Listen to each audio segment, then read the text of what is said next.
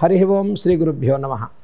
శ్రీలక్ష్మీ వల్లభారంభాం విఖనో మునిమధ్యమాం అస్మదాచార్య పర్యంతాం వందే గురు పరంపర. ఓం శ్రీ లక్ష్మీ హయగ్రీవాయ నమః. ఓం శ్రీ విఖనస గురవే నమః. 2025 శ్రీ విశ్వావసునామ సంవత్సరంలో మిథున రాశి వారు ఈ సంవత్సరం మొత్తం చేసుకోవాల్సిన పరిహారాలు. ఇక శ్రీ విశ్వావసునామ సంవత్సరంలో మిథున రాశి వారికి గ్రహగతుల ఆధారంగా చూసుకుంటే ద్వాదశంలోంచి బృహస్పతి గురువుగారు జన్మరాశిలోకి వస్తున్నారు 2025 మే 15. అలాగే భాగ్యస్థితిలోంచి శని దశమ స్థితిలోకి వస్తున్నారు.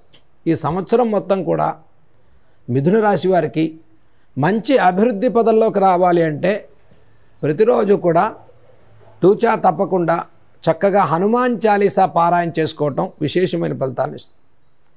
అలాగనే శనివారం రోజు విశేషంగా తెల్లవారుజామున నిద్ర లేవండి. దశమ శనైశ్వరుని ప్రభావం వల్ల ఏ పనిలో నిర్లక్ష్యం పనిచేయదు, అదే అవుతుంది, ఎందుకు జరగదు అనే నిర్లక్ష్యం వల్ల సమస్యలు కొద్దెచ్చుకుంటారు.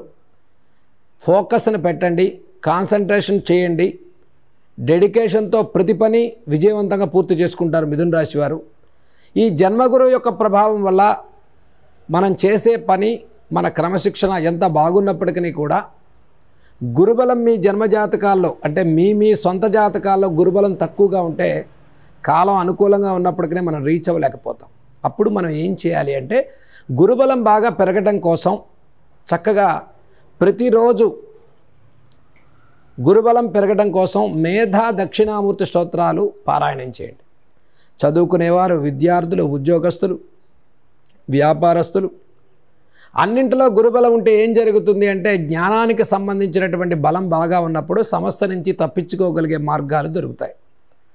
దేన్నైనా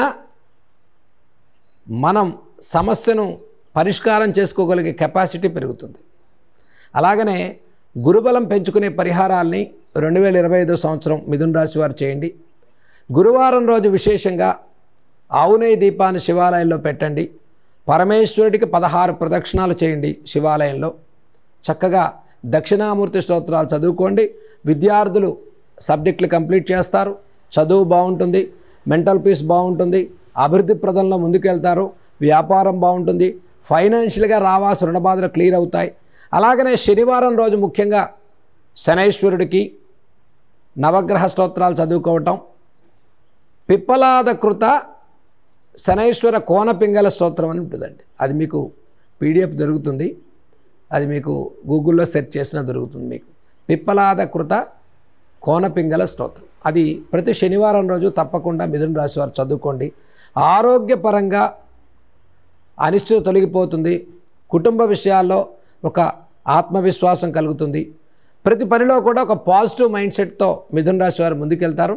2025 సంవత్సరంలో వాహన యోగం, గృహయోగం అన్ని రకాలుగా మంచిగా కలిసి వచ్చేటువంటి కాలం మనకు ముందుకెళ్ళటం కోసం మిథున రాశి వారు చక్కగా గురుబలాన్ని పెంచే పరిహారాలు, శనైశ్వరుడికి ప్రీతి చెందేటువంటి ఈ పరిహారాలు చేయటం, నల్లద్రాక్ష పంచటం, నల్ల నువ్వులు దానం చేయటం, శనివారం రోజు శివాలయ దర్శనం చేయటం అత్యంత శుభయుక్తమైన ఫలితాలు ఇస్తుందని మనం ఈ సంవత్సరం మిథున రాశి వారికి పరిహారాలు మనం చెప్పుకోవచ్చు.